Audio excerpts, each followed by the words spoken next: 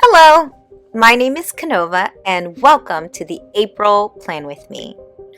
I'm not going to even delay. This month's theme is Alice in Wonderland. Let's jump right in. Now look, I'm pretty sure that the theme for this month doesn't need an introduction, but just in case someone has never heard of Alice in Wonderland, or should I say Alice's Adventures in Wonderland, here we go. Alice's Adventures in Wonderland is a book for children by Lewis Carroll from the Victorian era, and it's about a little girl named Alice who falls down a rabbit hole into a world underground and has a bunch of great adventures. Now, this book has never been out of print and has been translated or used as the creative source for movies, musicals, operas, theme parks, you name it. And so I had a lot to choose from, and I decided I wasn't going to limit myself. I just used as much of it as I could. I, of course, changed some things, and I drew Alice in my own image, and we'll talk a little bit about that. But first, I want to talk a little bit about the spreads in general. I'm going to use a lot of different mediums. There's a lot of work that went into these spreads, pre-drawings, etc. But everything that is created, especially on this opening spread, can easily be recreated just by printing out images from the internet and collaging them into your journal. So think about that as I go through the creation of them. Now, the Harlequin print on the side, I used Archer and Olive Acrylograph Pens. For Tweedledee and Tweedledum and the March Hare, I'm using a combination of gel pens, which I used to outline all of them in blue, and then I used gouache, acrylographs, and watercolors to paint them. And I was super excited to use the skin tone bundle from the Black History launch that Archer and Olive did in February. Now here I am creating a pop-up. There's going to be a pop-up associated with the clock. I have traced it, and I am going to place it so that it looks like Alice is falling down the rabbit hole. Most of the films, when Alice falls down the rabbit hole, she kind of falls down, and there's a host of like floating objects that you see as she's falling, she's passing them. So I drew a lot of different books, chairs, teacups, etc.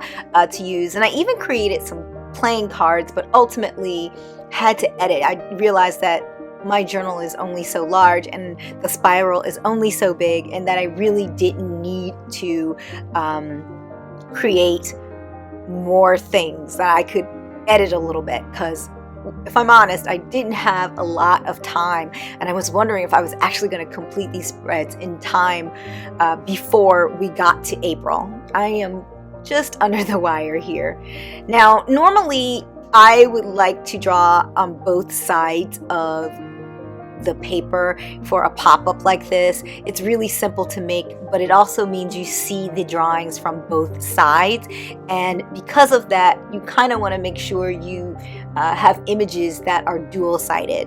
If you are printing things out, or creating or purchasing stickers, you can easily accomplish that, but in the interest of time, and I can't say it enough, I probably will keep saying it, I just didn't have a lot of time, and this particular setup needed a lot of time. So I gave it all the time that I had, but in some areas I did have to sacrifice a little bit. So I am using acrylographs, gel pens. I really just pulled out a whole arsenal of pens to create this spread. I might do a video. Let me know if you would like to see a video of all my pens, because I do have a lot of them that I use for various purposes, and I can go into detail about why I use them maybe. I love creating mirrors and putting them in my journal. This is probably the third setup that I've created that has featured mirrors. If you know and can name the other setups, you can write that in the comment section. Not sure how much you retain from these videos or not, or how many of you are new here. So if you haven't, maybe watch some old videos and then come back to the comment section and let me know where you saw a mirrored surface. And I probably will not stop doing that. So for Alice, I wanted to create her literally in my own image, so I used a TikTok effect to see what it might look like, me as an animated character. I spent a lot of time doing sketches, and then when it came down to it, you really can't see very much of the detail, and once I put the ink on an image this small, you really can't see it anyway, the details anyway, but I am pretty pleased with how she came together. All right, so I have cut my spiral, and what I'm going to do next is I'm going to glue the two sides, like the tip on the outside and the center, to two different areas of the journal. I'm closing and letting it dry, and now I'm placing my images all along the spiral so that it looks like all those images are things that she has passed or is passing as she's falling down through the rabbit hole. The images of Tweedledee, Tweedledum, and the March Hare are inspired by the Johnny Depp film. When Alice gets there, they are sort of there greeting her. So the next spread is my calendar page. I'm keeping this really straightforward and simple this month.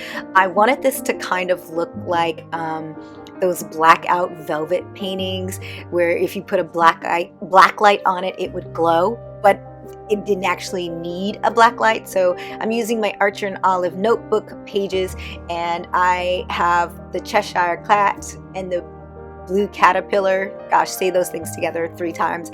And I am using Jellyroll pens in a neon color, and I'm using metallic pens to create the effect that I am looking for. Now, I pre-drew all of these items from images I found online. This particular caterpillar, I can't remember which film this is from. It might be from the animated film, but he is smoking on his, I guess, I don't know, do you call it a pipe? I'm not sure, but it's a simple image here. I wanted to make this mushroom that he sits on much larger, but I did want it to have this effect like you were looking at the mushroom from the bottom, so you would see all the little, I'm not sure what they're called, those little sort of I'm gonna call them rungs, little rungs underneath the hood of the mushroom.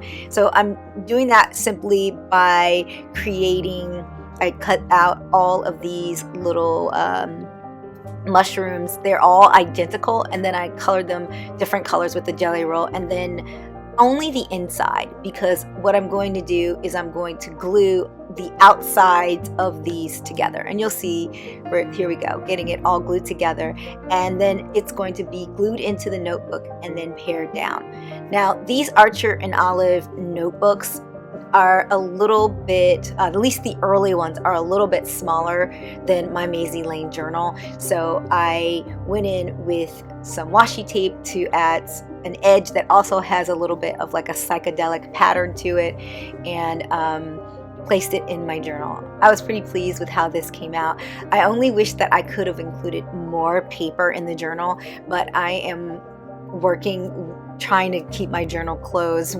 Once you get to the month of April, you really about 2 more months in this particular journal before a switch over, and when you're doing pop-ups, it makes the journal a little bit bulky, so I had to cut down on the number of little rungs, as I was calling them, in the journal. So now we are setting up my weekly spreads. These are the workhorse spreads of my journal. It's really the thing that keeps me most organized during the month. I decided that I was going to try the official Alistair method. You can Google that or look it up. I know there are a lot of videos, or if you want, you can let me know and I can make a video about it. It would be pretty short, but basically it's a the OG, as I always call it, of the rolling weekly spreads that are very popular in the bullet journal community, and I use it as my weekly spread. Started in December and I just can't quit it. I love it so much, so much, and I will probably keep using it. Maybe see if I can find a more efficient way of doing this setup, because it takes a long time. And of course, my audition tracker, which I need to write down and keep track of all of the auditions. We are still mostly doing video submissions for these things, and live callbacks is basically how it's going. But pretty soon we'll be back in audition centers for the most part, I guess. Well, we'll see how it goes. They've given the option to do that. So I didn't want to keep these pages, these weekly pages, plain. I definitely wanted to have some decorative elements. I like to use tabs, and last month I used sort of a stair step or stacked full tab, like the pages. So I'm doing that again, in that what I mean by that is that each week it gets bigger, because the tabs are stacked. So the first week is the smallest page, and then they get progressively bigger as they go along, and it's really easy to figure out where you need to be and what's going on. So rather than have traditional tabs, I decided to use images from Alice in Wonderland as part of these tab setups, or these weekly setups. So you're going to have the March hare, the key, the flamingo. I'm going to use as much imagery as possible in, I guess, the simplest form possible. You'll be able to see a little bit of each of the drawings along the ledge. I wish I could have created this a little bit so you could see all of the images, but you can't have everything work out. I guess if I made all the tabs the same size, I could have done that, but I didn't plan. I guess I didn't plan well enough, so notes for next time. I am using mostly acrylographs to create these tab setups. What I will say is that I own all of the acrylograph, the old, I should say, acrylograph pen sets. So, and I pretty much used every last a pin, at least from every set, a number of pins from every set, really. So it would be difficult to say I'm using the jewel pins or the tropical collection or the classic collection. I'm using them all. So each drawing has its own unique needs, and I am using whatever pen I have at my disposal to create it.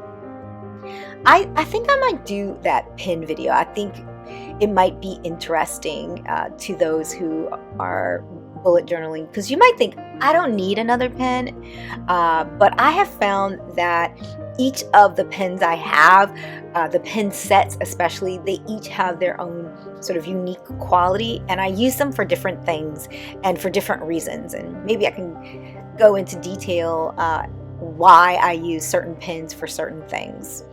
So it wouldn't be my setup without the Dutch door, so that's what's happening here. I love cutting in my journal. I don't know if there is a single spread in my journal where I don't cut things up. All right, so I like to do these things called ledges. You get a lot of visual impact without a lot of work, and already these spreads had a lot of work in them. These side panels or ledges are inspired by the stained glass windows in the Tim Burton is what I should say. I believe Tim Burton directed those films, movie, and in the castle where Helena Bonham Carter is sort of ruling or reigning, there are these stained glass windows everywhere.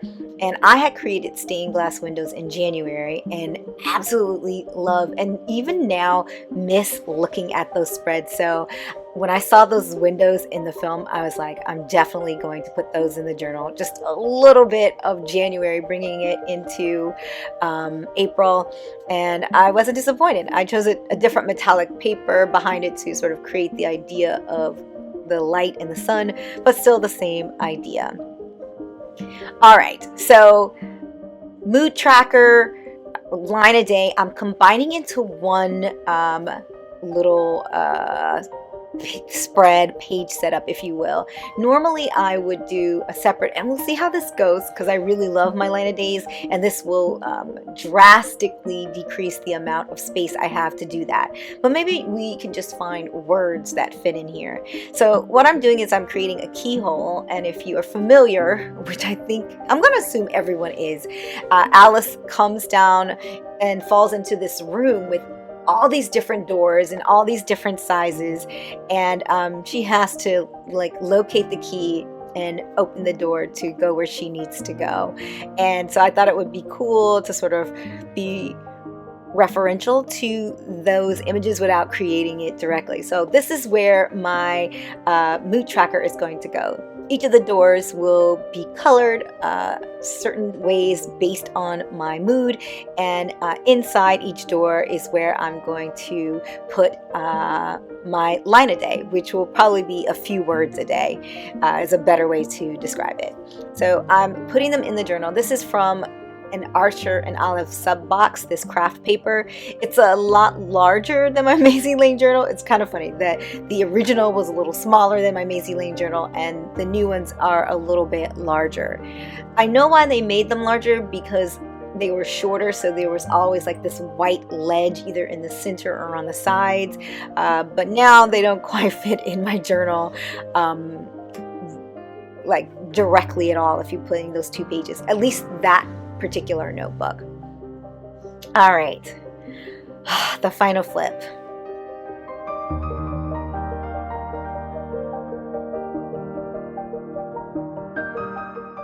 This was a marathon to create, and there are lots of things, little things that I would change or maybe add to these spreads, but I am really pleased with how everything came together. And it was fun just sort of exploring all the different ideas and putting them together in one spread. So I'm going to leave you with a quote from Alice in Wonderland. Time is a cruel master.